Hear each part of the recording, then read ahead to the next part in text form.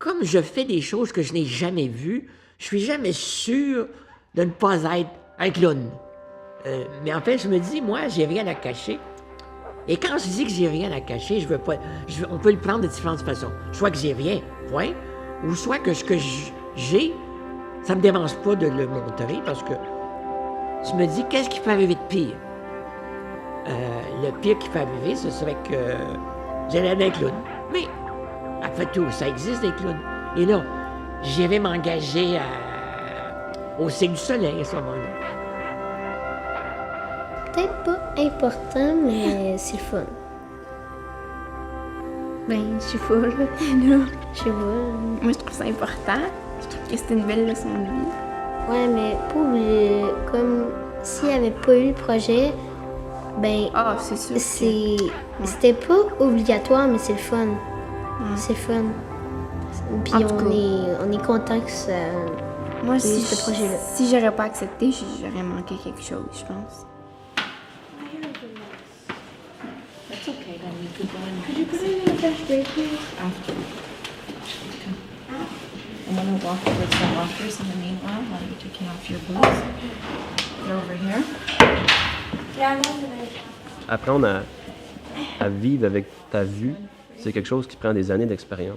Parce que au début, là, mettons, il y avait des obstacles à terre, mais il y avait un ombrage. Non, mais moi, je savais pas au début, quand j'étais jeune, que ça, c'est un ombrage, parce que j'ai aucune perception des profondeurs, vu que j'ai juste un œil. Tu sais, je vois pas trois-dimensionnel, là, ou en 3 dimensions.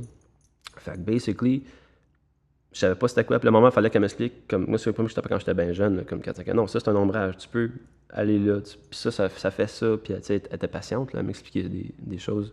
Même différentes textures. Quand tu marches sur, mettons, de la roche, sur de l'herbe, sur de la neige, ben, elle me le faisait souvent faire, mettons, nu-pied pour que je comprenne c'était quoi la texture. Les gens apprennent beaucoup par imitation visuelle, tandis que dans notre cas, c'est complètement autre chose. D'ailleurs, j'avais déjà participé à une étude linguistique qui m'avait permis de comprendre des fois pourquoi les gens ne comprennent pas ce que je dis. Mais ça a l'air que je bouge les lèvres pas tout à fait de façon standard, comme les ou les gens, on m'avait fait comprendre que les ou les u, moi je les prononçais plus par en dedans. Fait que quand je parle, je disais, merde, pourquoi ils comprennent pas ce que je dis? Moi c'est clair. À partir de ça, j'ai compris que, bon, ma façon à moi, j'ai pas appris par imitation visuelle, j'ai appris par son. J'entendais un son probablement quand j'étais jeune, puis je disais, bon, ben là, qu'est-ce que je fais, moi, pour faire où? Fait que là, je me plaçais à la bouche de telle façon. André, il est vraiment énergique. Lui, c'est quand elle dit, OK, on va commencer, c'est tout le temps le premier à se lever, puis sérieusement, je pense que c'est lui le plus accro à la danse et bouger. Puis... Yes!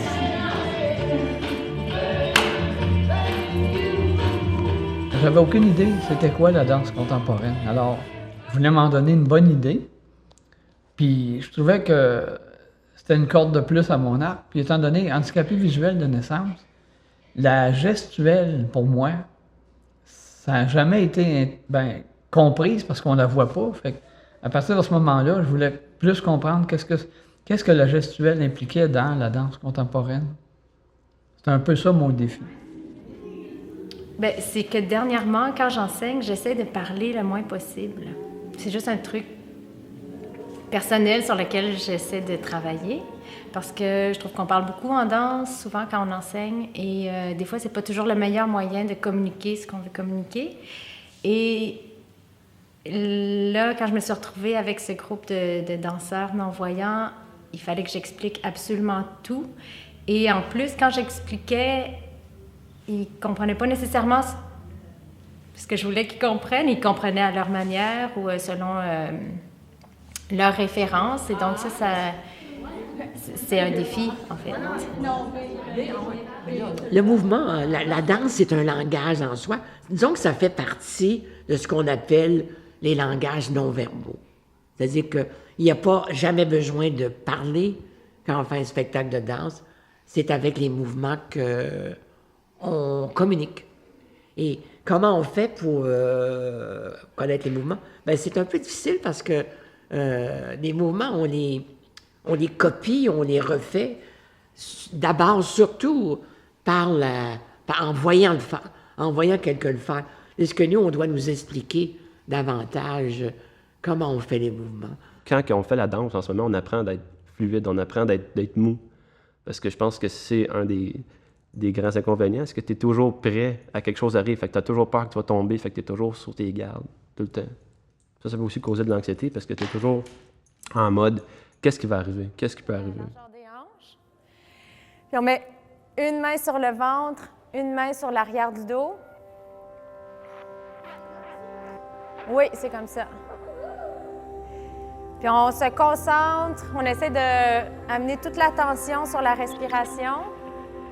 On n'a pas besoin de forcer. Donc moi, je vois les grosses formes, les gros contrastes, mais pas quand c'est des petits contrastes. Je les vois pas comme la différence entre le bleu foncé puis le noir ou le brun. Pour moi, c'est tout noir. J'ai la perception de la lumière, mais j'ai l'habitude de dire que je peux voir très loin parce que je vois le soleil, qui est à peu près à 90 millions de kilomètres de nous. Et je dois vous dire que la population en général pense que les non-voyants voient juste noir. Alors, il y a seulement 3% maximum de ces gens-là qui ne voient rien, qui sont complètement dans le noir. Est-ce que ça va les toucher autant que nous? Ben non, ils vont trouver que c'est un petit peu insignifiant, dans le fond, j'ai pas encore sondé le groupe, mais des fois, je me dis, est-ce que le défi qu'on leur propose est suffisamment demandant?